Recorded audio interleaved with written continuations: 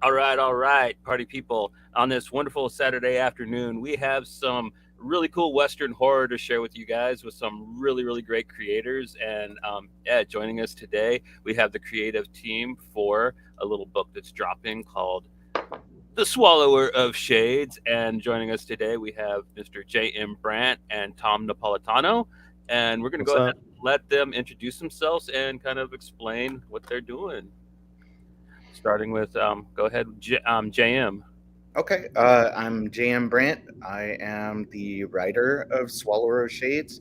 I also have a comic book out through Scout Comics called Swamp Dog's House of Crows that I co-wrote and am the creator of. And yeah, just rocking and rolling and enjoying doing all the podcasts and all the good stuff, all the fringe benefits to being a semi-anonymous comic book writer.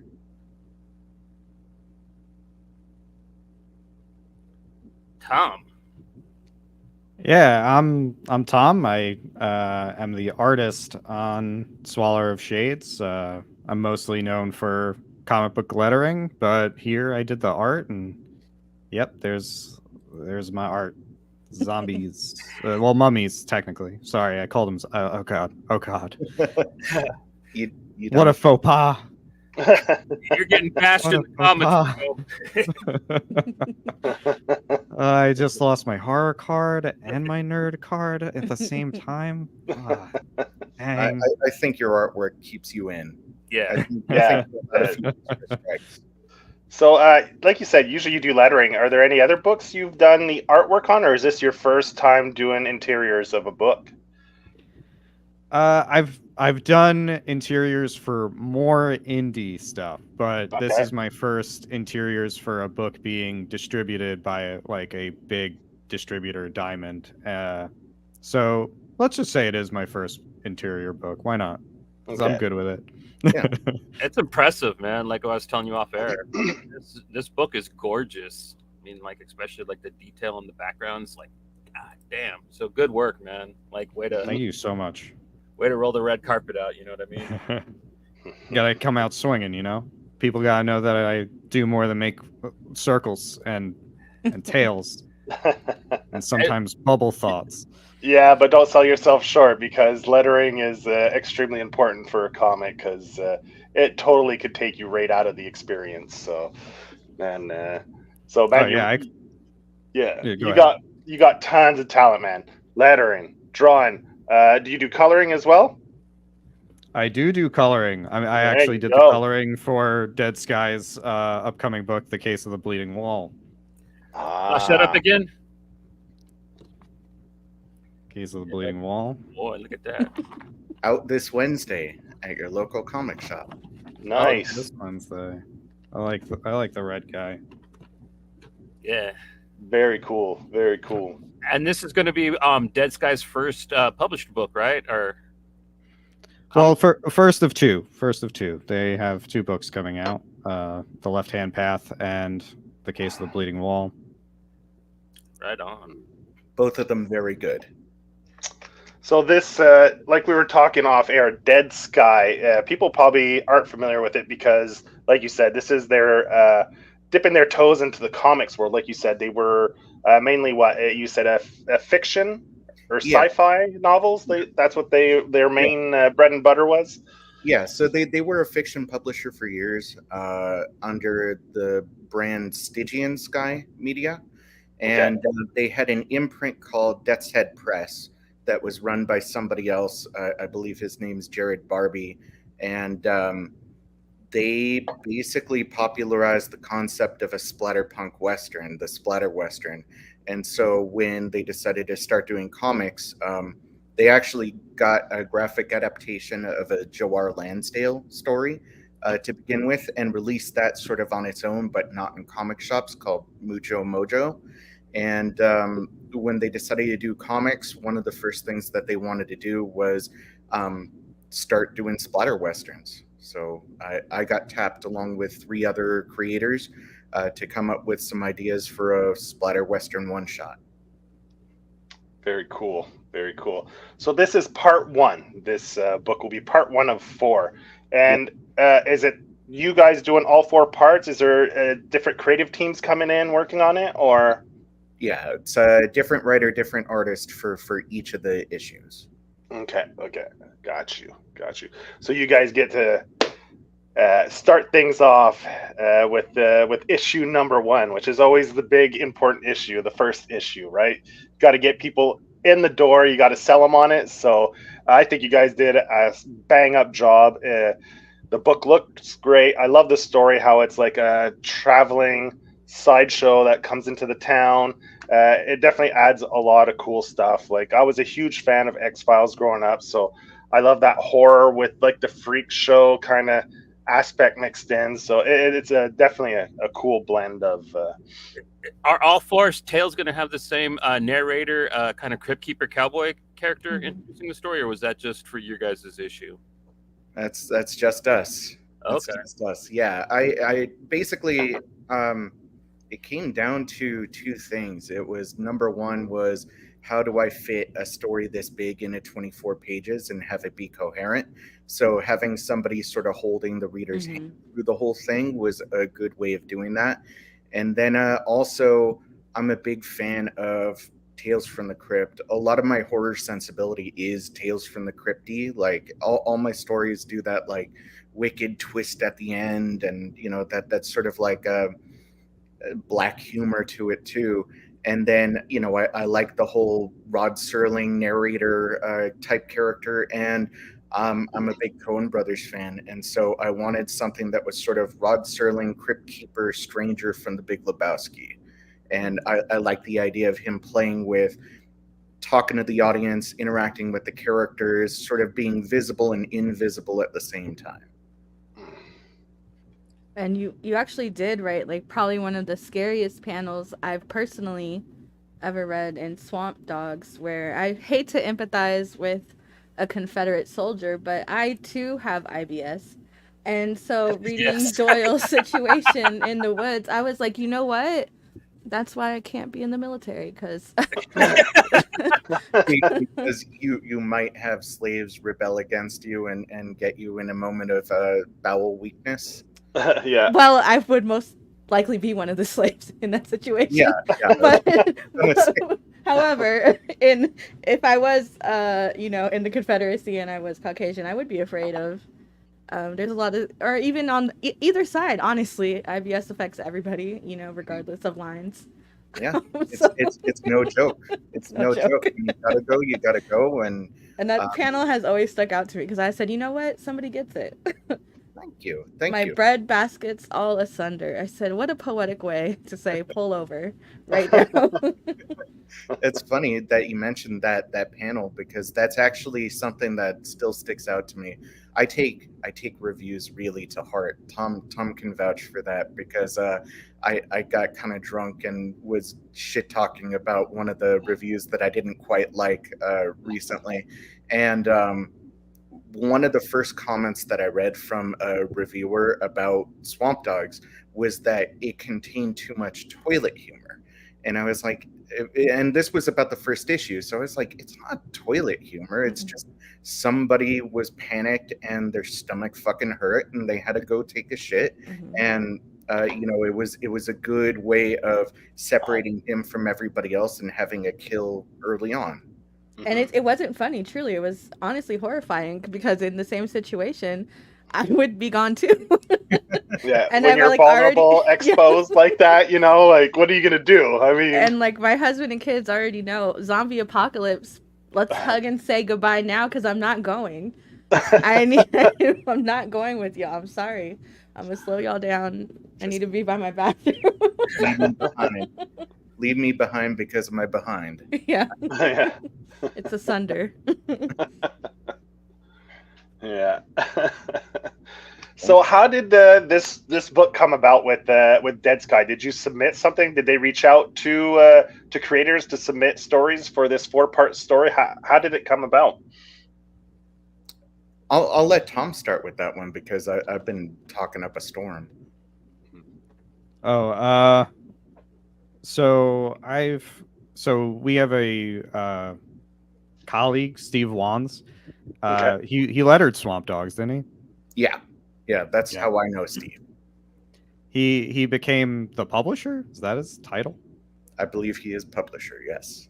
Yeah, he became publisher of Dead Sky, and I was working with him on a pitch. He's a fellow letterer, and we worked together back when we both worked in-house at DC Comics. So I've known him for probably 10 years now. How long have I? Doesn't matter. And so he knew I drew. I knew he drew. He's a great artist. And he one day like sent out a tweet that he was like working on pitch stuff, and I said, hey, I would love to try to draw your pitch stuff, and we did a pitch together. Didn't go anywhere, but he became publisher of this, and I don't remember who approached who, but it was pretty much a, hey, I would love to work on something if I'm allowed to. He's the boss, like I'm not gonna call the shots. But yeah.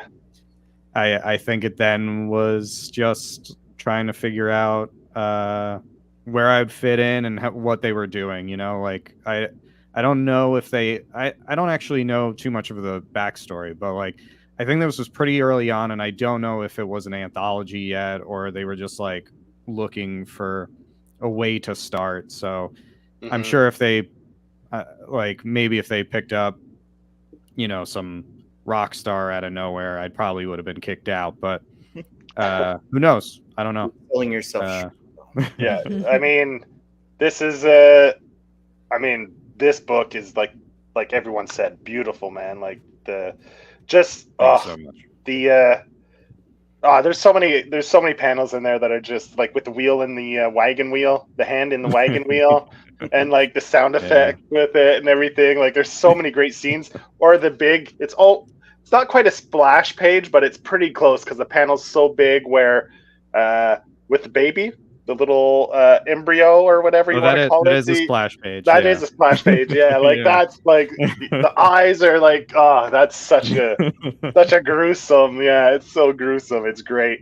It's going to work really great in print, like as good as it is digital.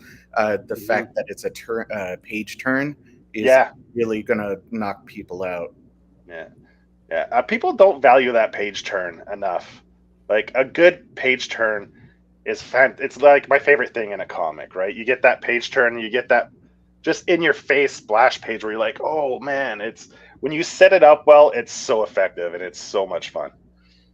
I think so. I mean, I think that's how you do horror in comics. Yeah. You don't like the reader sets their own pace for so much of it. So the only way that you can control the pace, the suspense, the tension is with the page turn. Because that's the only thing that you can keep hidden from a person. If you have both sides open, your eye might wander over and spoil things, which I have a tendency to do. My ADHD like automatically points my eyes towards like the bottom right of the right hand page. Yeah. Okay. and so I need that page turn as a reader, and actually that's why I mostly do my own comics, read my own comics digitally, so that I can go panel by panel and not spoil anything. That's one of the benefits. Like one of the little benefits of digital is you can do that double click and you get just panel to panel. And I've heard people that have, like you said, attention problems, or I was talking to someone who's like a high function autistic. Mm-hmm. And they prefer reading it panel to panel because they don't get because they get too easily distracted. So they often do it. So digital is a great form for people that like so they can focus on one panel at a time without wandering. And so that's pretty cool about the digital thing that you can do that. I'm a wanderer, but I do also like page layouts, and so I make sure on my digital platforms to make it where the page is revealed like the full page at the very end. So it's after the last panel, then I can look and appreciate the page and how it's formatted. So this book is a total blast from start to finish. I mean, like it is. I mean, as fun as a morbid tale like this can be, but like it's a good time. I was just wondering if you guys could give a nice elevator pitch for our listeners that might not know what the Swallower of Shades is just yet. Yeah, well, I've done a couple conventions and signings since we started marketing this, so I've perfected it. I think I just say it's a mummy in an old west freak show, and the sheriff investigating the murders. Who's totally lucid the whole time. Yeah, yes. Even though he jumps to conclusions way too easy, but yeah, like he could have been a little drunk and like still messed up as best he does in this book, but that's part of the fun. Mhm. Are you like a big like fan of um what would you say? What would be like the PC term of like biological rarities I've heard for a freak show? Oh, Like are you like a fan of that kind of cuz Geek Love is one of my all-time favorite like novels. And I'm not so familiar with that one. it's from like 89 maybe Catherine Dunn and it's about like this sideshow family who decides to like basically inbreed their own family to create like their own like using like radioactive stuff and For freaks. yeah and Wow. it's one of the worst gross books I've ever read but it's fantastic. I am And- Sounds writing it interesting. down as we speak. Yeah, it's by Yeah. Catherine Dunn with a K and an A. Okay, And it's called Geek Love. okay. Tom, do you wanna give your answer first while I'm typing it out? Oh yeah, absolutely. I grew up with my mom reading the Weekly World News, so I loved reading all that. Bat Boy's my guy. Bat Boy's my guy. Also, I'm from New York, so going to Coney Island to go to the sideshow. That's true. Eh? Deal Coney that Island they have had a there. very prevalent sideshow for. Is it still open? I believe so. Probably yeah, tamed down quite a bit. Yeah. I went a few years ago with my mother, and they had it's like a very small theater, and they still do like fire acts and stuff. Okay. It's pretty cool for how small it is, I guess. Yeah. They still have like the kind of like what we have in the book. They have like a curio. What are they called? JM, the jar, the Oh yeah, the jar pickle things, the pickle punks. They have like a Pickle a punks. little. That's such They a have- good name, though, eh? Mhm. Like it's so good, pickle punks. It It's just rolls off really the good, tongue. like, brand name. Yeah. You can have that one for free, viewers. New show alert, new title. Yeah, that's what I was gonna say. That would be a good name for a show. Yeah. Well, my answer to the question is I find freaks like really interesting. I wouldn't say that I love them or anything, but I love the history of it. I love finding out the stories.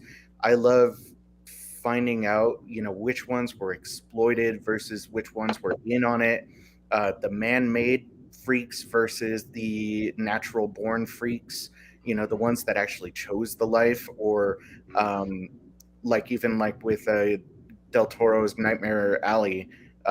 You had the circus geek, the one that's like biting the heads off of chickens and stuff, and finding out that was usually just drug addicts and alcoholics, and that was their way of being able to like pay for their habit and like live a life like that.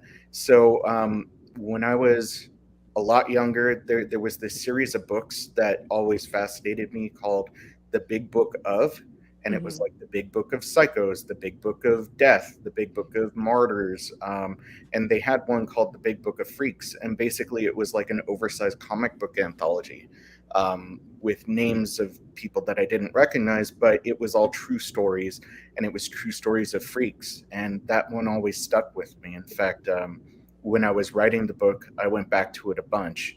And when Steve first came to me with the option of doing a splatter western, and I was beginning to write it after I gave him like a bunch of different pitches, and this was one of the two that he really liked, and so I zeroed in on it.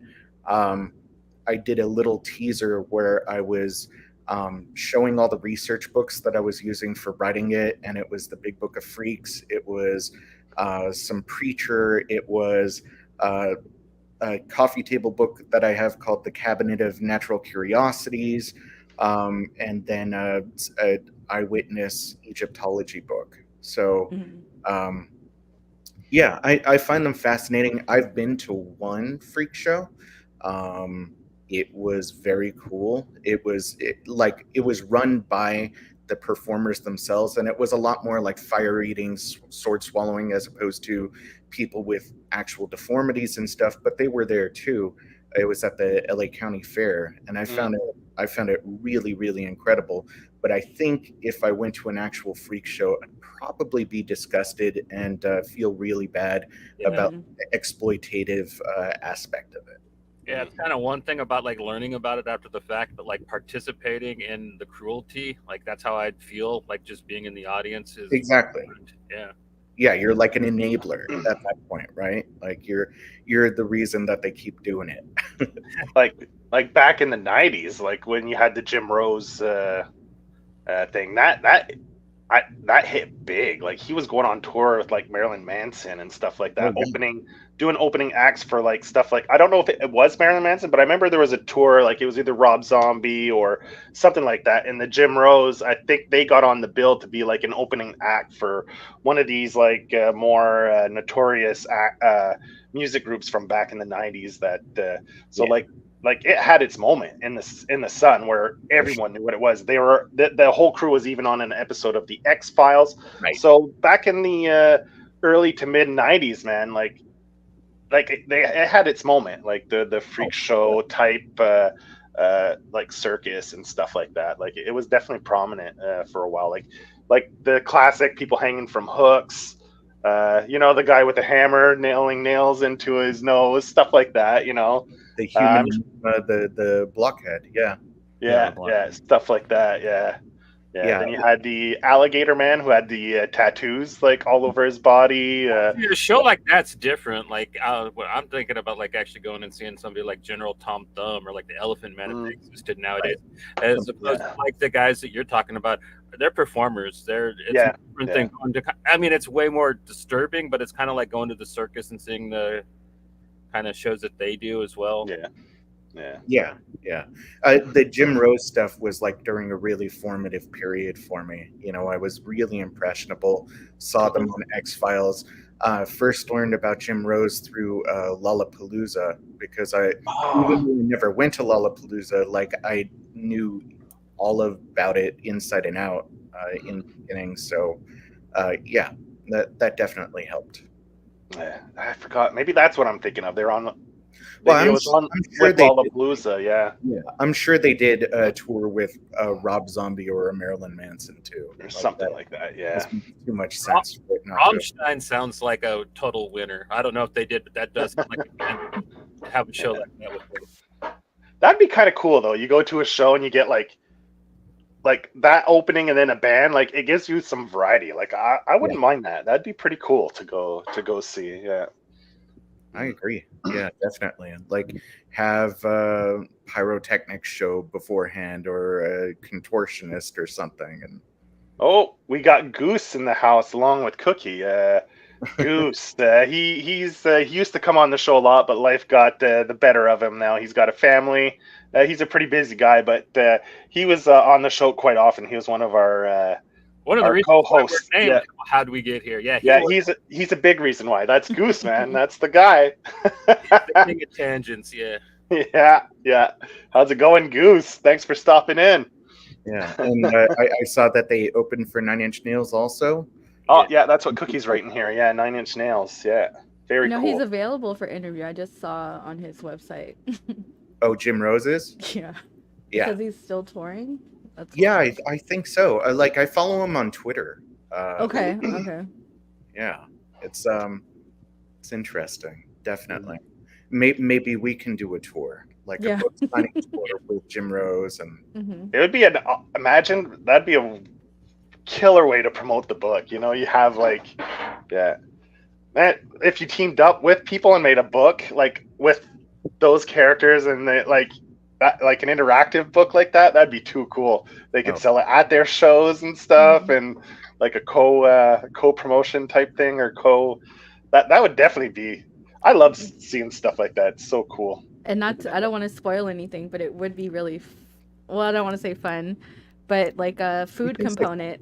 Well, no, because it's gross. A food component of the Oh experience. no.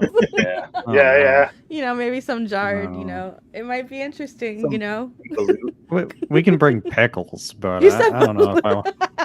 yeah, But you could put it in like, yeah, like a sugary liquid with like Yeah, or, candy like, shaped things, and gummies, then you yeah. just like reach in and Oh, you know, man. because it's therapy, so the Oh, no. viscosity's a little thicker and like you Oh. know.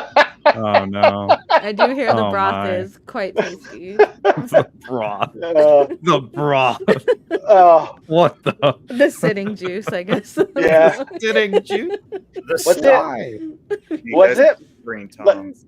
yeah. Was it Mel? I think it was Mel. She said I think she went to see. Was it The Evil Dead? There was like a musical, and I guess in the first Oh 2 or yeah. 3 Well, rows, so you get I went to splattered. this musical. Yes. Yeah. At the Evil Dead musical. Yeah. If you sat in the first like, I think it was 2 or 3 rows, they would give you ponchos, and they would just Like elevator. squirt blood all over you. And I was in one of the rows, and unfortunately, I was like really into it, like, oh yeah, I'm not even gonna wear the poncho. And for some reason, the jet just shot straight at my crotch, and I was like, no. Oh, oh. So But I then I mean, wore that- a poncho to cover that up.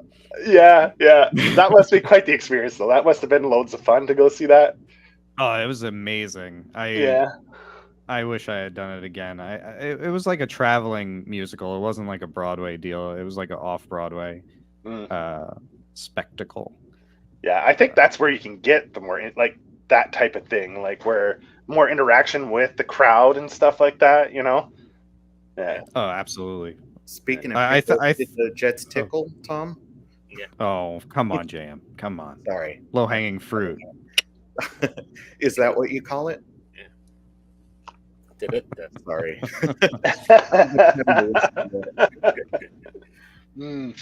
So I'm curious because it's not a criticism because I love black and white comics. So Mhm. what was the decision to go with the black and white? Like, is it only yours? Is the whole series going to be black and white, or is it that a decision you guys made for your book specifically? It is all black and white. All 4 Okay. issues are black and white. It was a publisher's decision. It wasn't. Okay. ours. I think they wanted it to feel more like an old school pre-code horror comic, you know, and Yes. be a creepy, Yeah. you know, one of those. I know for Tom and I, it was a big discussion because it was how do you make things fucking disgusting while being black and white, and Yeah.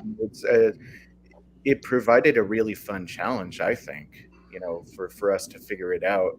And you know, especially like you have so many colors that would normally be in that book. You know, you have your brown with the desert and everything, the desert landscape. You have a lot of red, obviously. You have some green. You have some yellow. You know, because all kinds of fluids are going, and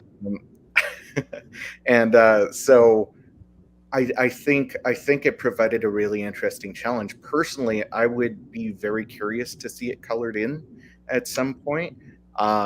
I did kind of throw the idea out there that if this becomes the hit that it deserves to be, because people really need to worship Tom's work on this, that maybe we crowdfund a colored version at some point. But You know what they could do, like to boost sales of, like, let's say the trade comes out, the 4 issues, the singles are black and white and the trade is in color. So then people are like, oh fuck, I got to get it in color, man. So Right. That so would then be fun. it makes them double dip, right? Because they want to see the colored version, you Or know. you could would triple be down cool. like The Walking Dead, release Oh, all yeah. of it, and then Oh, yeah. do it deluxe. Oh, deluxe colored Deluxe. version. Yeah.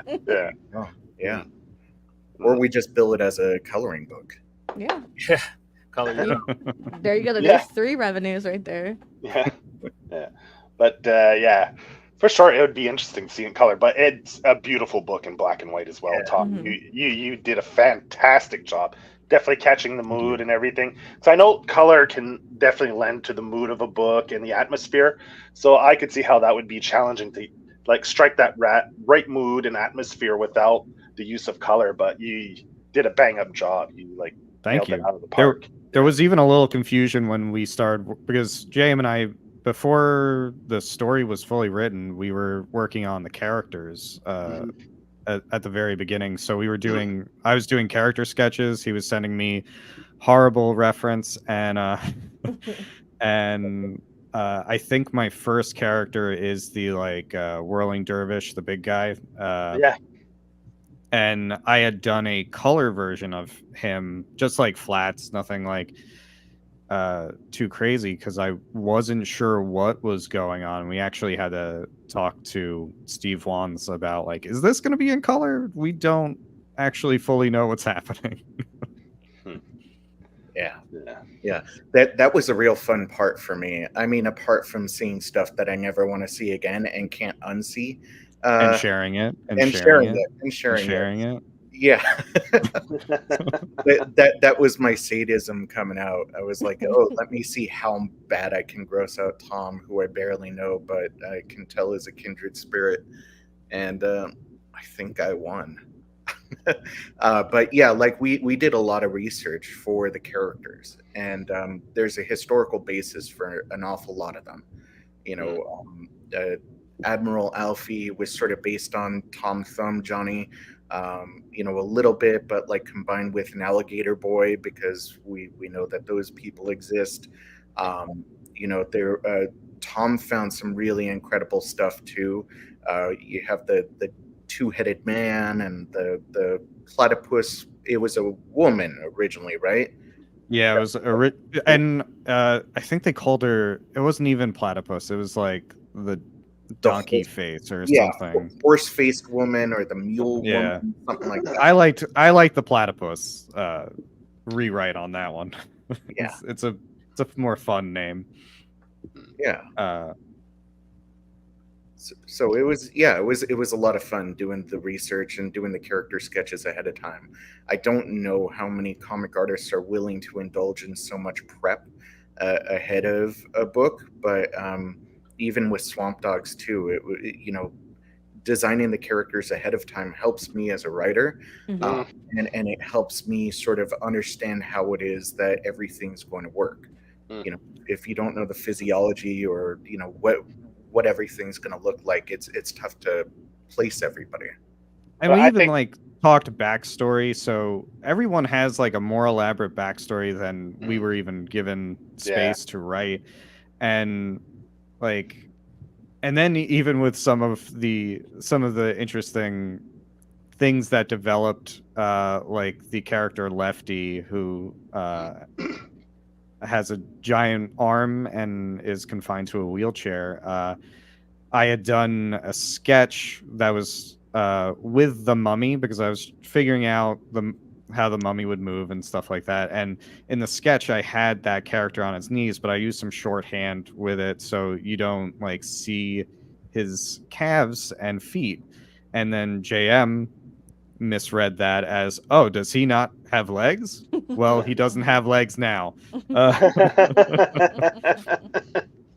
Yeah, but I mean, I think that just adds, like, even though, like you said, they had elaborate backstories that maybe you didn't dive into fully, but I think like it's like the old adage, right? Hope for the best, prepare for the worst, right? So that way, if anything comes up, it's there, it's ready, and it definitely reflects in the book, right? Like all these little things and it's little details you can add in without, like, in the backgrounds, or, you know, if you work the environment out, the stories, the backstories, and I think it just, as you're drawing, it just, your imagination goes and it just brings more life to the book as you're creating it. So yeah, the way you guys did it, it's really cool. There's actual characters in the book, and they're only there for a couple pages at most, but like they're fleshed out. Like you understand, and you kind of think that there's more to them. Like I was gonna say, like, do you guys have any plans of doing anything else with these characters? Because I mean, it would probably have to be a prequel, definitely, but like it would be interesting to see some of them again. You know what I mean? Yeah, for sure. I actually ran into my former publisher of the Black Caravan horror imprint at San Diego Comic-Con, Joe Schmalke, who's a very talented creator himself. And when I told him about this new book because he had seen me promoting it, he said, "Don't ever use the term one shot." He says it's murder for comic book sales. Comic shops don't want to hear that. They want to hear issue 1. And he said, never think that you can't go back to the characters. And so, I don't want to spoil anything, but there is room for more, certainly, in a number of different ways. And I'm always thinking about that sort of thing. And I would love to bring them back at some point, and sort of elaborate on it. Probably more specific to the Mummy and what happens there, but the freaks can absolutely make an appearance too. I mean, I've been working on a pitch to make Alfie the Alligator Boy like a Sunday cartoon show. So I mean, that's in the works, I love that like boy adventurer pulp story. Oh my god! Admiral, now he is Johnny basic. Yeah, I think he was my favorite to draw in the book. Alfie definitely fell in love with his head him. definitely made me uncomfortable. Yeah. The most, like, even out of all the gore in it, the way I just knew his head was rough. I said, sorry, I'm gonna have to close my eyes. Yeah, I know, and I feel bad because, like, that's my son. No, I'm just kidding. My son has a similar head texture. And I try not to make eye contact.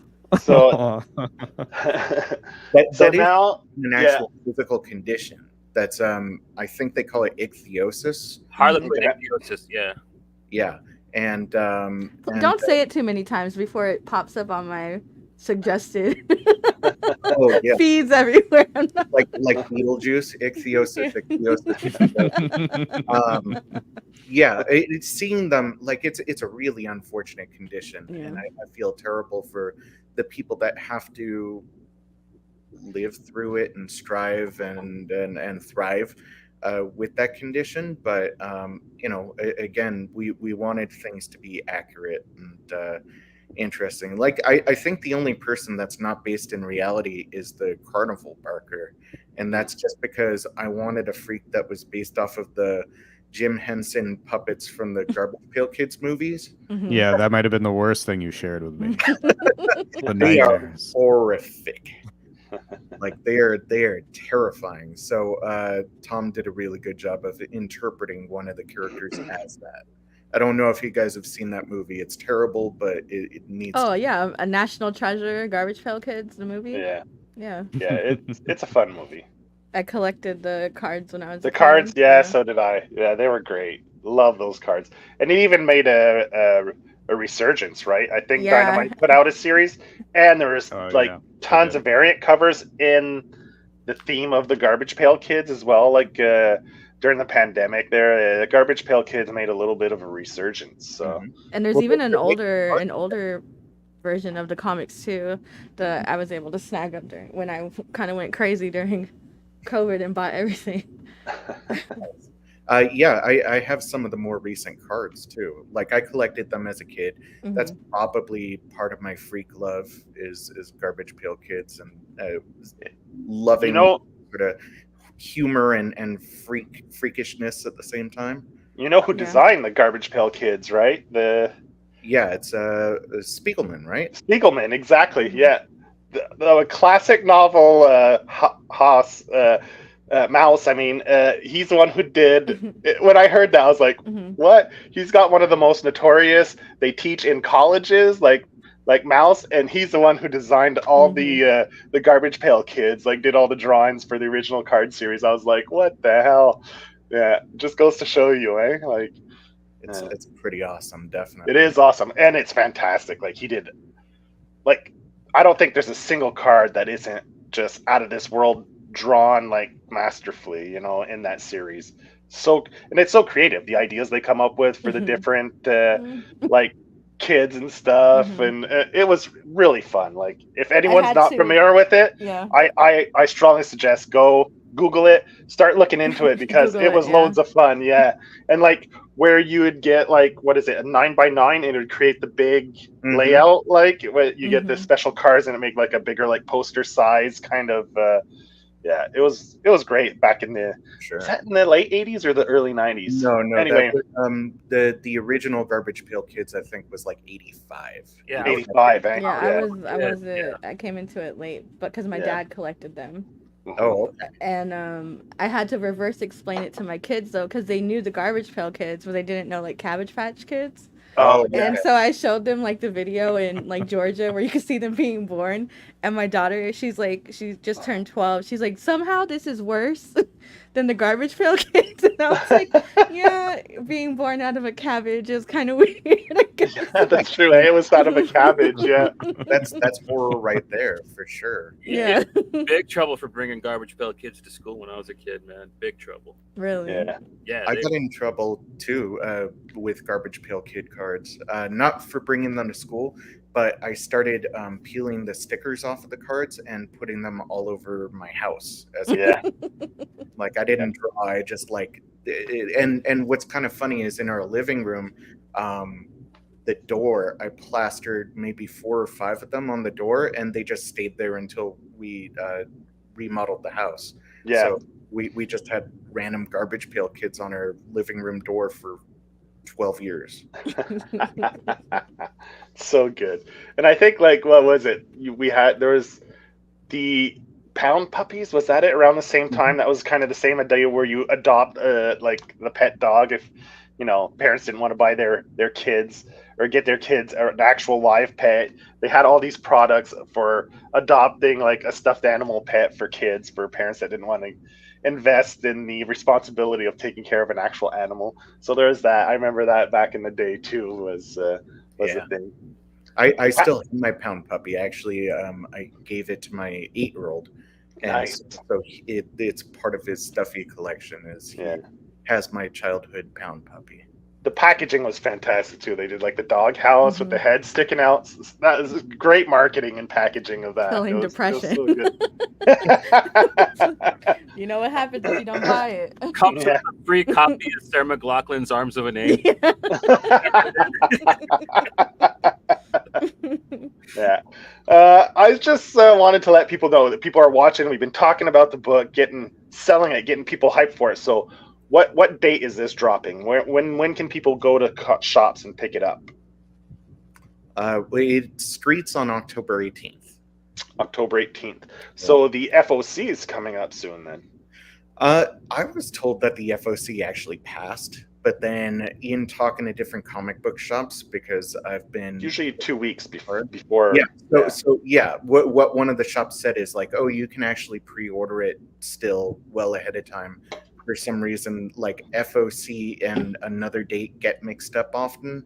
So for as far as I know, you can still pre-order it. Let your shop know, like let your local shop know about it, because we're a new publisher to comics. Not a whole lot of shops are just going to stock it on their shelves. And there's a diamond pre-order code that's AUG 231838. Is that right, Tom? I had some dyslexia with it before. I can't remember what you said, but it's 231838 Yes, I got it right. AUG. There you go. Good job, man. But I guess if you're selling the book, you've probably said it enough times. It's like second nature, right? You like breathing. Yeah. Although I think on 1 or 2 podcasts I got it backwards. Oh. So people accidentally. Someone told me that it was a Star Trek book that I was. Was it? Well, Yeah. time-wise, really? I guess close. They need a killer mummy on Star Trek, man. I need to go watch that. Well, part 10 will be the Mummy in space. Yeah. Jason. When I was reading this, like I definitely it definitely brings me back to like X-Files when I used to watch X-Files and they had those episodes. But it also made me think of a movie while I was reading it, Bubba Hotep. It definitely made me think of that movie when I was reading it, because the mummy comes around and like at night and it's like going after people, and I was like, oh, it definitely gave me those vibes. And So I thoroughly enjoyed it because it definitely gave me vibes of all these things that I love that I've seen and stuff. So, yeah. Right. Well, there is a slight Bubba Hotep connection. If you want to, I'm going to say that I'm related to Bubba Hotep. So Dead Sky Publishing got into the comics business because of Joe R. Lansdale and an adaptation, Mucho Mojo. Joe R. Lansdale is the writer for Bubba Hotep, and actually the book that Tom is coloring, Case of the Bleeding Wall, in stores this Wednesday, is co-written by Joe R. Lansdale and his daughter, who is also an author, Casey Lansdale. Nice. So we're all a part of one big family, and I'm gonna ride Joe's coattails as long as He is a master, though, man. He deserves to be as famous as King, in my opinion. I think he is just as talented. I love Drive-In. I love the Happen Leonard books. I mean, like, he is just incredible. Plus, like, he's done so many good comics too, like his Jonah Hex stuff. Oh my god, dude. Yeah, I haven't read any of his comics except for Mucho Mojo and Case of the Bleeding Wall. Mucho Mojo is a Happen Leonard book. So, Johnny, if you didn't know, you can get it through Dead Sky Publishing, or maybe I could hook it up. But yeah, one of my fans on Twitter actually recommended one of Joe R. Lansdale's short stories. And so I think it was last year I finally read some of his fiction, and it was incredible. Like, it was really haunting. And yeah, I would put him up there. I don't even really like Stephen King that much. I know that's sacrilege, but I know Tom's leaving. I take it back. I like Stephen King's film work, especially the stuff that he doesn't like. Maximum Overdrive, my favorite piece of work of his as well. Yeah, I love Maximum Overdrive. I love Creep Show. I love The Shining, even though he hates it. I like Thinner. I might be the You only. gotta say it correctly. You gotta whisper it. Thinner. Yeah, and rub your thumb across the screen. First time, Thinner. Yeah. So I like that stuff, but his books, like, I've never been able to get into them. I just like, he's like the guy that's got the juice. He's got that hype, and I think Lansdale deserves to be up there too, like on that Barker, like Kuntz King level. Oh, for sure. I mean, he does have a Horror Writers Association Lifetime Achievement Award. So he's like the horror writer's horror writer, basically, is what it comes down to. Also, he did an episode of Batman the Animated Series, which I think was cool. So he's like the bad brains of horror. Yeah, he's the bad brains of horror. He's the being disgusting and having TV shows, Louis C.K. Like the writer's writer. Like, I would like to be the writer's writer, but I think I'd like to be the reader's writer more. Hey, man, yeah, it's more lucrative, right? What's that? It's more lucrative. Yeah, being the reader's writer. Yeah. Keep doing what you're doing, man, and you'll get there. I really enjoy what I've read of yours so far. I really like the way you work a lot of history into your writing. I really appreciate when people do that. So yeah. Well, that's what I was gonna ask. Are you like, because it seems to be a specific time period that you keep going back to a little bit there, and like my frame of reference of the 1860s is Wild Wild West, the 1999 one. So it's that's where all the inspiration was. Yeah. I was gonna ask, are you a Jim or Artemis? But I'm the mechanical spider. Yeah. Okay. Well. Oh, I am also the mechanical spider. Weird. Weird. Yeah. Wild Wild West was kind of fun. Yeah, no, it's kind of just coincidental that those things were around the same time period. I want to write all different kinds of things. I did move out to a city called Canyon Country around the time of writing this, And so I really have sort of leaned into the Western aesthetic and lifestyle and everything. It's all cowboy out here. But yeah, it was just coincidental. The splatter Western thing fell into my lap, and I just happen to be a really big fan of the Weird West subgenre. Like mixing supernatural or sometimes even science fiction with Western is really cool to me. I love Cullen Bunn's The Sixth Gun. Yeah. That's one of my like touchstone comics. So it was just a lot of fun to play in that genre. And I have like one other pitch that I'm throwing around to different publishers that's a Western, but people are telling me Westerns don't really sell well. So everybody listening and watching, prove us wrong. Or Well, prove them wrong.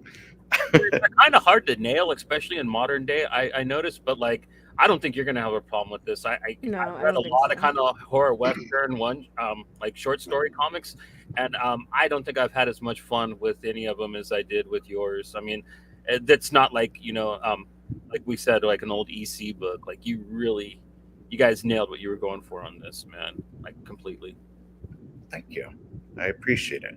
It wouldn't be anything without Tom. So It would be less without you, JM, mm, because it'd be Okay. blank pages. yeah. Well, I Without was the going to say idea. if there were neither one of us, then it might be kind of tough. But Oh yeah. I guess it could have been a bunch of balloons. yeah, there you go.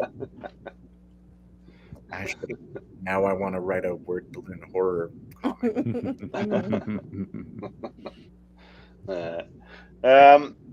So you mentioned Schmalke before and Black Caravan. So is Black Caravan still around? Is this like kind of like Dead Sky is kind of what Black Caravan has kind of Black Sky's kind of filling that space for Black Caravan now, Dead Sky, like with is it going to be more horror themed stuff or are they going to kind of branch out and do more variety, like go off and do like more stuff like that? Or Good questions. Black Caravan doesn't exist anymore. okay, That lasted, I want to say, like 6 months. It was the Wow. horror imprint for Scout. yeah. I'm not privy to the details, but I don't believe it was a very clean separation No. between Rich Woodall and Joe Schmalke and the Scout crew. So Scout will be publishing the remainder of Swamp Dogs, and Rich and Joe have gone their own ways. But yeah, like I think there's a really big hole in comics for something that's like on the darker side in terms of like that being their go-to market. Steve has told me that he doesn't want to be exclusively horror. Okay. Left Hand Path, which comes out Wednesday, which is absolutely phenomenal and gives me giant writer's envy, by the way. Like I wish I wrote it. That is more sci-fi than it is horror, but it has very horrific elements to it. Okay. And I think Steve's game to publish other stuff, but he definitely wants to stay on the edgier side of things. Okay. My understanding. Cool. Yeah, because it is called Dead Sky, so I was wondering if just to Yeah. Well, Well, cool. the owner of Dead Sky is his name's Jeremy Wagner. He plays guitar for a death metal band called Broken Hope, and he's a big horror hound and like Dead Sky or Stygian Sky is focus. So I think it all takes a cue from him. Okay. Yeah, cool. Well, I mean, after reading this book, I mean, if a lot of the titles match the quality and subject matter and everything of like your book, the Swallower of Shades, I mean, I'll definitely be keeping an eye out for all the Dead Sky books if this is kind of the path and what they're trying to do. It's definitely like Johnny said, a really fun read, and anyone who's a horror buff will definitely find something to enjoy from this book. Oh, thank you. I really appreciate it. Well, because you guys play it all up right, man. You guys got the dark humor in there. You got the Western. You got the freak show. I mean, like everything's just done perfectly, in my opinion. And in such a short amount of pages too. Like it's incredible. Mhm. Like Yeah, it's true. Yeah. because I mean, like I read a lot of kind of shorter comics and stuff like that, and sometimes like you feel like you just got pushed through something, whereas this one, like you really feel like you got the story. You know what I mean? Like you guys really understood the medium and broke it down and told the allotted time story that you were able to tell, and it didn't feel cheap. You know what I mean? It didn't feel like, oh, we were told we only had one issue, so we just shoved everything in. You guys actually made the story work perfectly for the format you had, which is incredible in my opinion. No, thank you. I had a lot of help from Tom with that because with me, like I want to make like every page like 15 panels. Like, Yeah, you do. You definitely do. like someone told me that like only one person can pull off 12 panels, and that's Alan Moore, and that I'm not Alan Moore, which I resent that so much, and I wish I could think who it was that said it. But yeah, no, Tom helped me understand comics in how to create it as a storytelling medium, because I'm still relatively new to writing comics, and I do have a tendency to overwrite. Like if I'm writing someone an email, it winds up being a novel. Even my texts like just go too long. So toning it down, learning what to cut out, what we don't need. Tom was really helpful with that too. But to that point, like you have a lot of ideas and you have a lot of detailed ideas, and so it is fun to play around with that because you're jam packing a lot of like things that will create the tone. So maybe objectively you put too much of one thing, but I can take that information and try to get to that tone. Like I think you need somebody like yourself to have more ideas than not. Than less, yeah. More to work Yeah. with than yeah. You can always edit down. You can't always put in more. Right. Uh, I mean, it's kind of like what Johnny was saying. Certain books, especially the shorter ones, it feels like you're just kind of rushed through things, like you're being pushed, like those video games, like a rail shooter where it's moving for you, and it was something that I definitely wanted to steer clear of. I don't like when you don't understand the action or don't understand how we got here. Titular on there. Yeah. But yeah, like I don't ever want people to be confused on how you got to a certain point in the story. I wanted to cover everything, basically. And the other splatter westerns, I read all three of the other ones.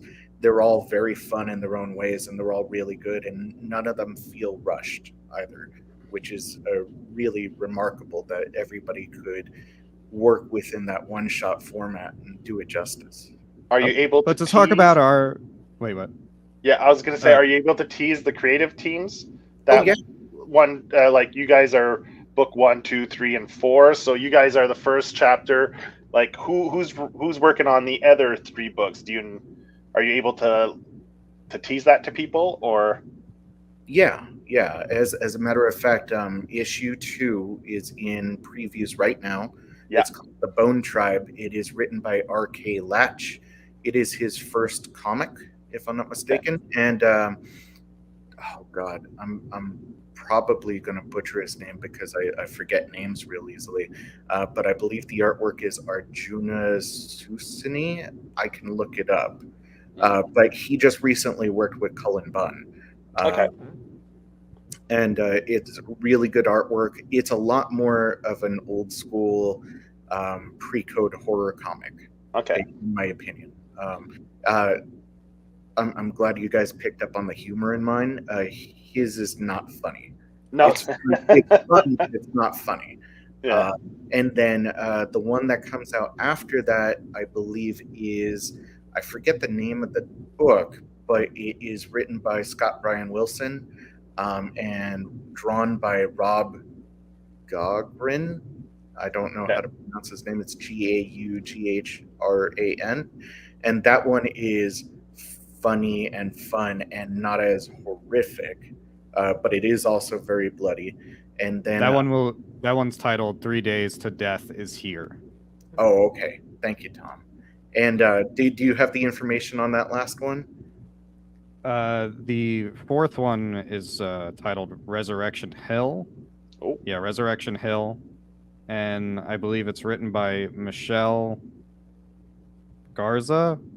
And it looks like the art is Daniel Franco. I'm not positive because I'm reading their covers, so it doesn't say the writer and the artist. So I apologize if I mix anything up. No. You're right.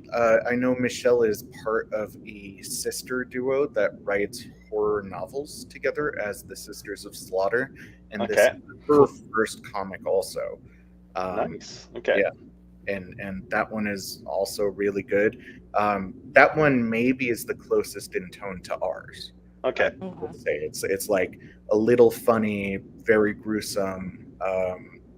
It's just each one is a different flavor, and it's really interesting how you have the same constraints. You have 24 pages, black and white. You have to do a splatter western, and how different each one can be. Yeah, that's cool. It'll be interesting to see. Yeah, for sure. Yeah.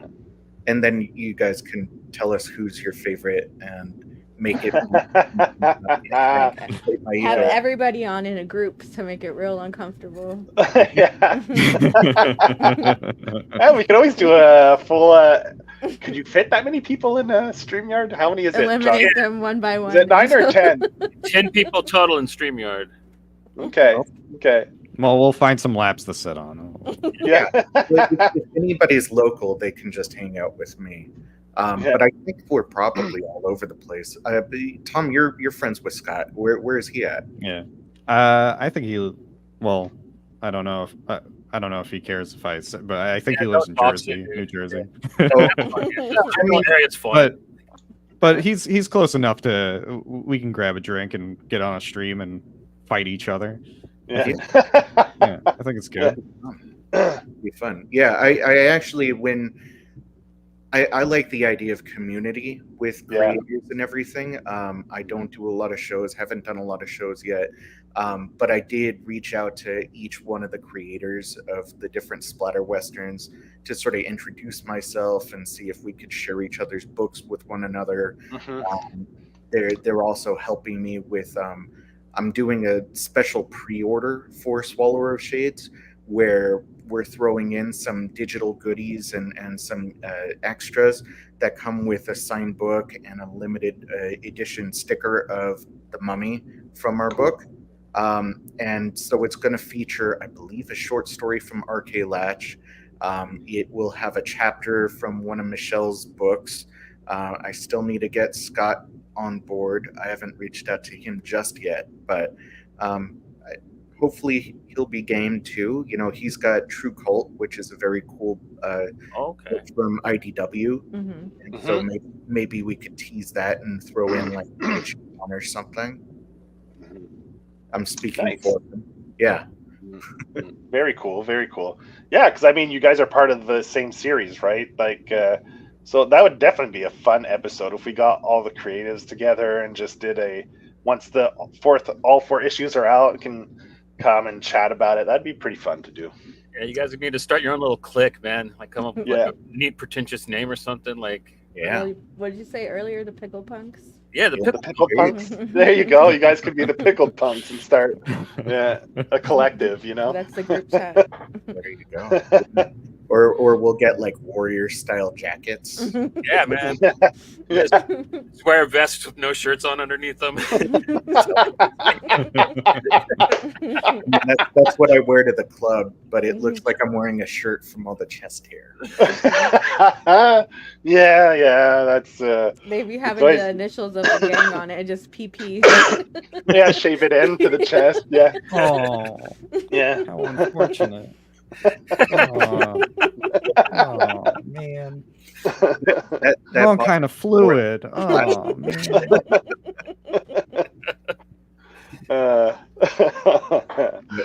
be fun. I feel a pretty big kinship with everybody, and with RK, it was really cool because he's never done a comic book before, but I know that he's friends with Steve, and he's a pretty accomplished horror writer in terms of fiction, novels, and short stories, and so it was real fun talking to him and sort of seeing his evolution in the process and everything.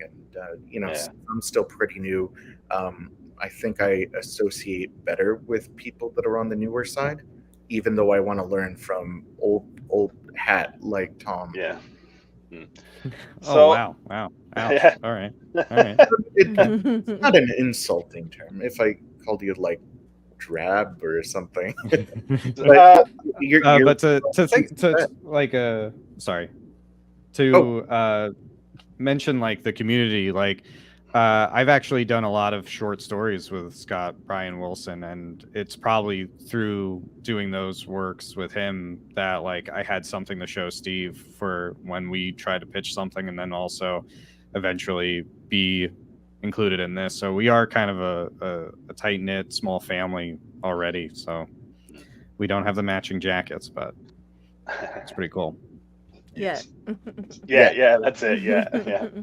I was just curious because you were saying, like on this book, you have a lot of people that are doing their first comics, right? And they're dipping their toes in. So I was just wondering. I know Tom had mentioned. I'll ask each one of you. I know Tom had mentioned he worked at DC for a while, and that's how he met the letterer from the Swamp Dogs and the now publisher. I think, if I remember correctly, what you said of Dead Sky. So I was just wondering, like, we rarely have a straight path in life. So, like, what's your background? How did you get into comics? Like, how did we get here to this point where now you're making comics and you're on our show and, like, just shooting the shit about the sequential art, like. Right. Well, I'll let Tom go first. Yeah. Oh God. So I started as a little punk in a jar, and my mother opened up the jar, took me out, and started showing me not Darkwing Duck, Count Duckula comics and Archie comics, and I'll fast forward. I've always been in the comics, and when I was going to graduate high school, I was talking to my mom, and I was like, I kind of want to be a pro wrestler, or maybe I'll do comics. And my mom said, like, one day your body's gonna give up on you, but you can always draw comics, you can always go to art, you can always do art. And then I think she like pointed out Keith Richards, that like he's a skeleton man and he still plays guitar. And so I went to the School of Visual Arts in Manhattan, and there my teachers were people like Klaus Janson, Marie Javins. I don't know how to pronounce her last name. I'm probably going to get in trouble and fired off of all of the DC comic books. And Phil Jimenez and stuff, and so on and so forth. And after college, I was working at a bookstore like everyone on the planet who tries to do anything creative. Mm-hmm. And I reached out to Klaus Janson, and I was like, hey, do you want to look at like these shitty comics I'm drawing on my own and like help me out on a career path or something? And he invited me over his house, and it was cool. I got to be in his house, look at his drawing board, and then he bought me a burger. That was cool. But on top of that, he had another student who worked at DC Comics, and he needed a temp, and so I started temping there in the archives. It's a very old school story if you think about it. But it was a digital archive, and I was mostly helping find like old digital files that needed to go on this new, like, kind of like a Dropbox type of thing. And then from there, I was always just an annoying kid. I was in my 20s, obviously, but like I was an annoying kid, always asking everybody, like, can I do more? And it started with little things. They would let me, so we were digitizing old comics. So we still had the plates, the CMYK plates. Yeah. And we were having we were having a company scan each plate, Wow. and then they would put it together the best they could, but there was always shifts and things would be broken and stuff like that. So I talked them into letting me like clean them up, because it would be put into a collected edition later. So I would clean them up as best as possible. A lot of the time, you'd have to punch up like yellow because yellow degraded very fast, or you would have to clean up the line work. So you would have to redraw like a little piece because the scratching on the K plate. Anyway, I really took the long route on this. I'm sorry. So I just kept annoying people, and a pre-press position came up. So I had to take a test on that and completely forgot how to make inches in InDesign, which you just go to preferences and change it to inches. So I failed a test and didn't get that job. And then that guy, Robert Clark, the manager, one day out of the blue, I didn't know he was losing another pre-press artist, but he was losing another pre-press artist. But he one day out of the blue came to my office because I was still working at DC. I just wanted to like move over an office. And he like said, "Tom, I really need this like done like ASAP." And I was like, "Yep, cool." And I don't know, I like put together a cover or something, some old cover, and he was like, "Cool, that was your tryout. You're hired as like a pre-press artist." So I was like, "Oh wow, I'm really bad at tests. Much better at just doing." And then DC was moving to California. I got into lettering through that because they used to have in-house lettering. Went to California, lettered, and then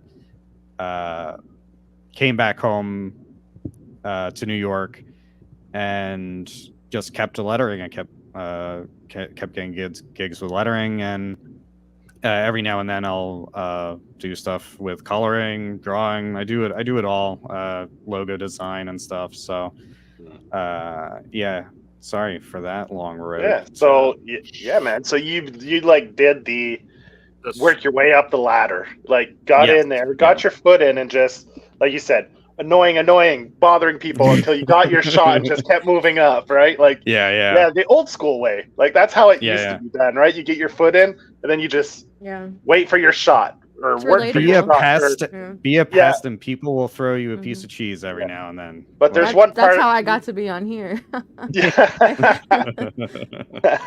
There's one part of that story that I found super interesting is in the beginning when you had that fork in the road and you decide to go art instead of like pro wrestling, like WWF back in the day, like type wrestling, right? Yeah, so I used to backyard wrestle. I had a couple of different personas. There was Len Hart, which was my mother's maiden name, but I made it 2 words. And I was just a heel. I would face paint and be a bad guy. And then I was Bat Piro, where I would I don't know if you know the terms, but I would be a jobber. I would wear a Batman costume, talk like Mickey Mouse, and and just get my ass whooped and just get people easy like wins. Okay. So, all right. So yeah. And at that time, I think it was Ohio Valley Wrestling was like the WWE's like training program, and me and my friend were like very serious on like maybe like trying to go there as our college. Nice. And neither one of us did it.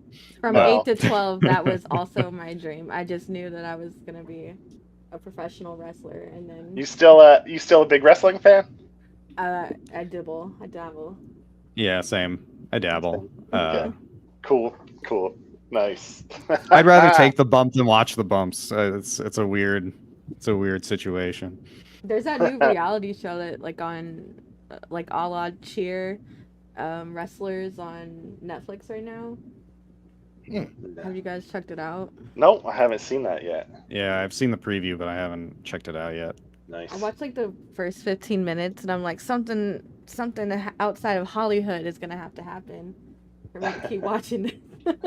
Oh, one more fun fact about my backyard wrestling days is that I was in a music video where they used my backyard and my wrestling ring and Oh, yeah? my character. Yeah, and we got to wrestle for the music video, Melrose Diner, and the band is the yes, the Wonder Years. Okay. And you can YouTube that you can find and have fun watching my backyard wrestling days. Awesome. We'll have to go. So everyone, go YouTube that. Actor Charlie Saxton's in it. He was Okay. in the show Hung, and he was Okay. the guy who pooped in the pool in Workaholics, I believe. Okay. Okay. Awesome. Awesome. All right. All right, man. So let's kick it over to Jam, man. What? How about you? How did I get here? Yeah. Nippo baby. Not really. I have always been into comics and horror. I got shown my first horror movie way too young. I lived. What was your first horror movie when you were a kid? Like, No, I wish I could tell you. you don't remember? The first Okay. movie that I remember seeing was Killer Clowns from Outer Space. Oh, okay. But I know that I was watching them beforehand. My mom was a big horror person and Okay. a bad parent. She was a very good parent, but she also, there were no content restrictions for me. Yeah, And I grew up the same way. Same household. Yeah. Yeah. Same here. I was always a mature kid, and I seemed to gravitate towards the dark side. I guess having the Count be my favorite Sesame Street character counted. So yeah, no, I've just always been into horror, always into comics. And growing up, going to school, people were like, "Oh, wow, you're such a good writer. You should be a writer. You should be a writer." And I realized that I could score the most brownie points that way. That people really seemed to gravitate towards what I was doing. So I always had it in the back of my mind when I was working all kinds of odd jobs. I've done everything work-wise, and the idea was always to write in one way or another. And I actually had, because I'm from the San Fernando Valley, which is like where all the movie studios are and everything else. I had friends that were trying to break into the industry, and one friend of a friend had a pitch meeting with the producers for the Halloween movie series. Okay. Yeah, it's like some Middle Eastern family, and he knew that I was a horror guy and a writer, so he was like, "Okay, pitch a horror movie for us, or like for me to pitch to them." And I came up with an adaptation of a Spanish horror movie called Tombs of the Blind Dead. And basically that idea went nowhere, but it became Swamp Dogs after some mutation. And I daydreamed about it and wrote it and everything for years before hooking up with my co-writer Theo Prasidis, and we started pitching it around, and it got picked up pretty early by a different publisher that didn't wind up doing it, and that contract fell through because we had a scheduling conflict with our artist. And I've been working on comics and writing ever since, in addition to all kinds of weird, random, shitty day jobs and cool day jobs. Yeah. So you said you've had a lot. You've done almost everything under the sun for jobs. What's the worst job you ever had? I would say the worst job I ever had was being a telemarketer Oh, for remanufactured printer supplies, remanufactured printer cartridges. So you'd be calling 400 businesses a day, 300 businesses a day, hoping to talk to 12 people and hoping one doesn't hang up on you or cuss you out. Yeah. And try and sell them on the concept of taking a laser printer cartridge that had a hole drilled in it and refilled with ink and patched it back up. Yeah, I suppose they cold calling people and stuff and getting shit on all day. Telemarketing. Yeah, It really it's brutal. It's brutal. I remember reading a study that it's like the third highest suicide rate of any profession. It's like lawyers, doctors, and telemarketers. Yeah. Wow. Yeah. I used to refill ink cartridges at Walgreens Oh, okay. overnight. On. That's That was technically my second job at DC Comics, was refilling the printers and cartridges. Serious? Yeah. Yeah. Man, we got a bunch of ink fillers here. If we all get the same illness, then you'll know what was the common Yeah, exactly. denominator. Yeah. we're all gonna get toner lung. Yeah. So I would say that was the worst. Yeah, For sure. cool. Yeah, it's always funny, people, the different jobs they've had, and so when I hear people say they've done a lot of different things, so I'm always curious what they consider like the worst job they've done and stuff. So yeah. Yeah. I mean, I like the people there, and I've had other jobs where like I hated the people or hated the atmosphere. The jobs themselves were like a little less brutal. Yeah. Yeah, work at the environment sometimes, like the atmosphere can, like the job itself is decent, but man, you just want to kill everyone you're working with. Yeah, I've been there, done that before. Yeah, definitely. I'm feeling that big time these days. Oh. I don't think anybody's gonna be watching from there. So yeah, the day job. Some guy just like, I wonder what old JM's up to. You don't work on Monday? What the hell, dude, man? You want to kill us all? You're promoted. No, I just want out. Yeah. Just want out. So yeah. I worked at a job before where they were laying off tons of people, and I wasn't happy, and I was like, Volunteer. I volunteer. Yeah. They're like, no, you're doing too good of a job. I'm like, fuck, you're getting punished for doing a good job instead of like, I hated that. You were trying to Katniss it and be like, I was like, but then I got fed up and I decided, and I had a calendar on the wall, and my boss would come in and I had like the date circled. And the boss is like, "Oh, what's that date circle?" I was like, "You're gonna find out soon enough." So, I think the boss caught on after a while. Yeah. Left you a white rose on your desk, a la Katniss. Yeah. The snow. We're gonna deep dive that now. Okay. Yeah. So, Swallower of Shades. Let's just remind people when that's dropping. That you said October 18th. October 18th, hitting comic shops. So you can still pre-order it now, or if you miss out on the pre-order, go to your comic shop and pick it up on October 18th. Get it ready for Halloween. It's perfect for this. Yeah, perfect. If you're looking for things to read on Halloween, this is, like Johnny said, a perfect read for the Halloween season, for spooky season. So yeah, pre-order it, go pick it up.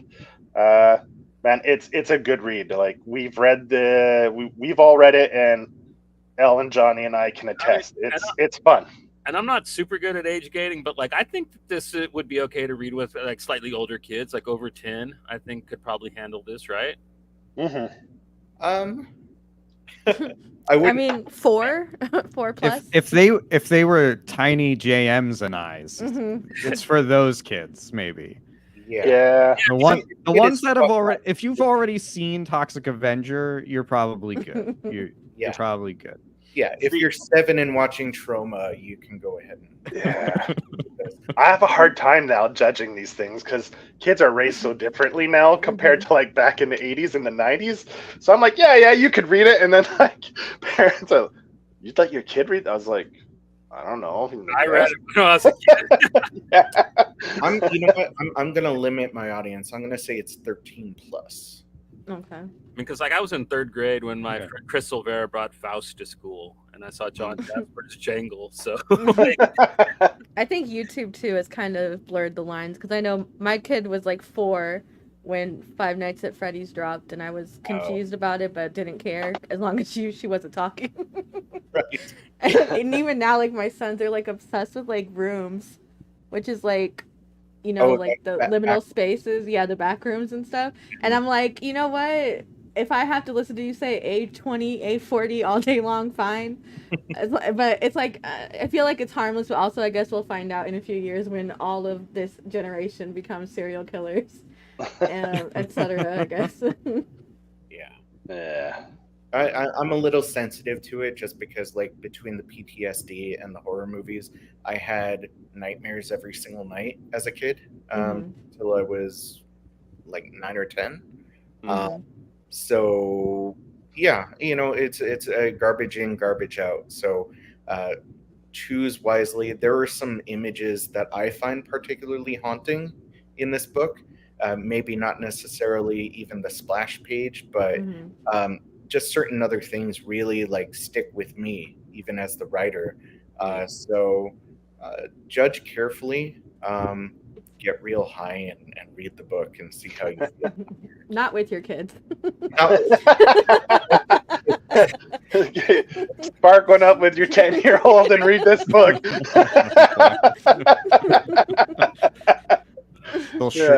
They'll definitely become a pickle punk. Yeah. And if for whatever reason you're having a tough time pre-ordering the book, Tom and I are taking pre-orders through social media with that Halloween goodie bag with the stickers and everything. So you can always hit us up on Instagram or Twitter, and we can get that sorted out too. Perfect. And what are your handles on the socials? Just pretty much straight up your names, or? My social is at TE Napolitano on everything. Okay. Yeah. So I'm a little bit more confusing. On Twitter, I'm at MRJMBRANDT, like Mr. J.M. Brandt, and then on Instagram, I'm at j.m.brandt. Okay. So so people can go follow you there and get that Halloween goodie bag then. Yeah, you guys are going to be putting together. If you want something a little extra, something a little more special for the spooky season, so hit them up if you want something a little extra. For sure. And sorry, I wanted to plug one more thing, if that was. Yep. Oh, definitely, man. Yeah. I am currently starting a horror movie challenge that's in its 10th year on Letterboxd. If you're a film geek, you know about Letterboxd. It's called Hooptober. Over 1,000 people are doing it. It's watching 31 horror movies and reviewing them between now and Halloween. And so you can always follow me on Letterboxd. In between my writing projects, I love writing movie reviews and trying to be a little bit on the funny side and a little bit on the film critic, horror movie historian side. So, follow me on there and feel free to make your own list and participate, because the more the merrier. But Hooptober is a lot of fun and gives you exposure to different horror movies that you would never watch on your own. So it's completely open. It's not like one of the ones that kind of set like you have to watch this kind of movie that day.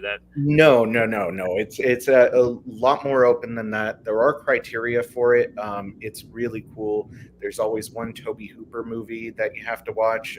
So that's why it's called Hooptober. But otherwise, it's broken down by decades and countries, and you have to watch this year. It's some Amicus films, and I'd never seen an Amicus movie until last night.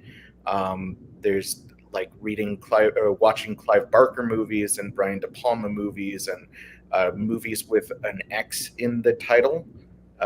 stuff like that. So it's really cool, and every year the rules change based on who died that previous year in the horror industry, and based on what horror movies were big that came out that year, and based on special anniversaries and stuff.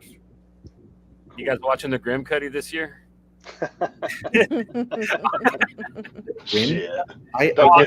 It's a really terrible film. It was a Hulu original horror film. It Ooh, might be worth from watching last just to year. see how terrible it is, man. Like, Okay. I mean, there is one for Hooktober like that where it's watching the worst rated Dracula movie that you have access to that you haven't already seen. Mm. And so for me this year, Dario Argento did a Dracula movie like 10 years ago, and it's supposed to be one of the biggest piles of shit ever filmed. And so I get to watch and review that one. poor Dario. I love a lot of his movies. Yeah, no, but like he fell off in the '90s, man. Oh God, yeah. Mother of Tears is one of the worst movies I've ever seen, and that's one of his. So I'm prepared for the worst, and it'll involve a lot of alcohol. What hurts most about that one is it's a sequel to Inferno and Suspiria, and you're supposed to like watch it in that context, and you're just like, nope. Sorry, buddy, I'd probably rather watch the remake of Suspiria. But... Which I thought was really good. I mean, it's not the original, but I liked it. Yeah, I think it gets a lot of people like to shit on it, but I think it's because people hold the original so dear that like anything that instant shit on, right? Because you can't touch it. But I thought it was okay. But yeah, no, it's its own thing, and the soundtrack's really good, and that helps. Yeah, the Radiohead guy did it, right? Yeah. Tom York. Yes, indeed. So everybody can feel free to follow me there if they like my writing and want to see more of it. And can I plug Tom's book one last time too? Yes, go ahead. Case of the Bleeding Wall, out this Wednesday from Dead Sky Publishing. It's written by a pair of Lansdales. It's colored by Tom, who's an ace with the different colors and everything. I really enjoyed it. It's a lot of fun. So definitely look out for that. Look out for The Left-Hand Path, which is also this Wednesday. And then go ahead and pre-order issue 2 of the Splatter Westerns with the Bone Tribe. Yeah. Nice. I'm pretty interested to see where that one goes. So and one, do you guys have any newsletters, Patreons, or Discord things that people can sign up to and go check you out? Do you have any other avenues that you promote your stuff on aside from, like, let's say Twitter and Instagram? Yeah, I have a Substack that I kind of haven't been touching lately because I'm afraid of spamming people.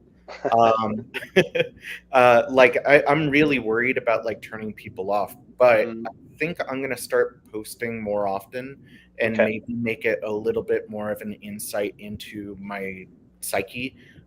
Maybe do some stoned ramblings there, posting pictures that I find while doing research for different stories, music that I've been listening to because I'm heavily influenced by music, and sort of making it like my own personal Tumblr that people can subscribe to. And then maybe trying to push my own poetry there because I don't know if I'm going to get published for my poetry any other way. So yeah, look forward to it. Cool. Got anything you could read us? Yes.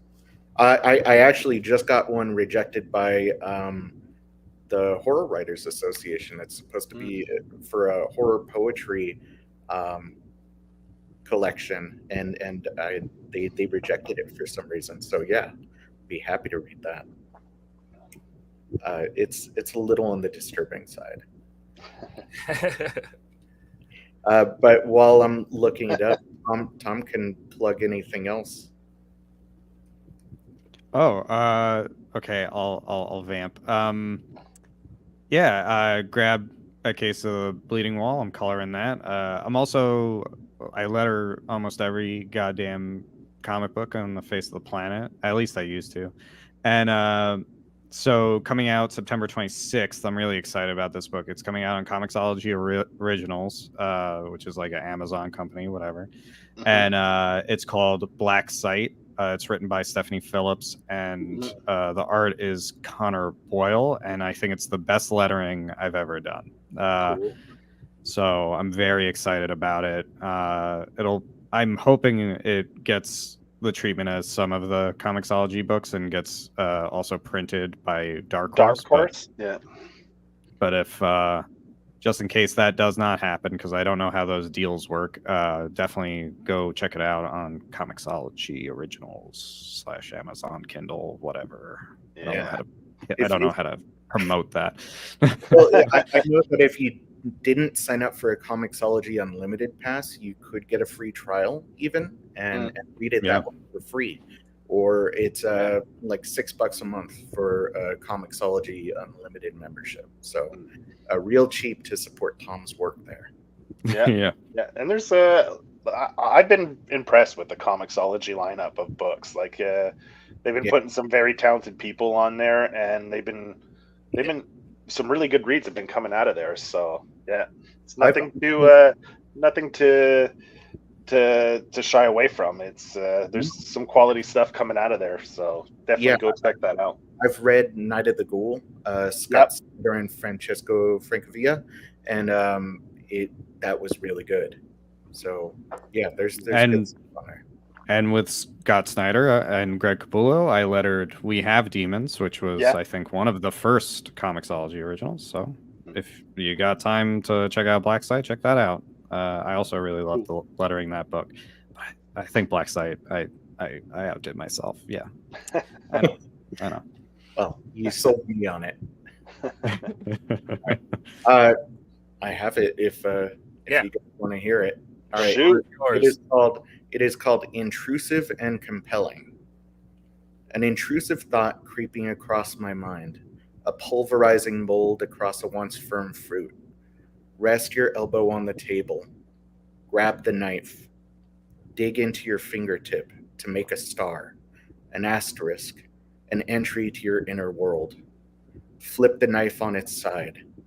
Pry one corner of your finger star. Now pinch it. Pull. See how far you can strip it. Let the tearing burn away all your other thoughts. There is only this. Pull the next strip. Unfurl your finger like an oozing flower, a once firm fruit. Dab the sweat from your brow. A journey inward is never easy, but the destination is always beautiful. Grab the knife. 9 fingers to go. Nice, man. On that Clive Barker level, I dig it, man. It's brutal, it's scary, but like there's a realism to it, and yeah, I think you probably scared the people you sent it to, but good. Yeah, I think it was kind of close to home. I get some really weird intrusive thoughts, so I thought it was better to write it out than to actually do it. Yeah. Oh yeah, for sure. Show us your fingers, JM. Oh no, it's just flesh flowers. Yeah. So I would just like to thank you guys for coming on the show, because it was a blast. Enjoyed talking to you guys. I want to thank Elle for setting this up. Thanks again, and kudos on the thumbnail, because the mummy head is right in the corner and it's been staring at us the whole show, which is awesome. Great placement. I love it. So man, good luck on the book.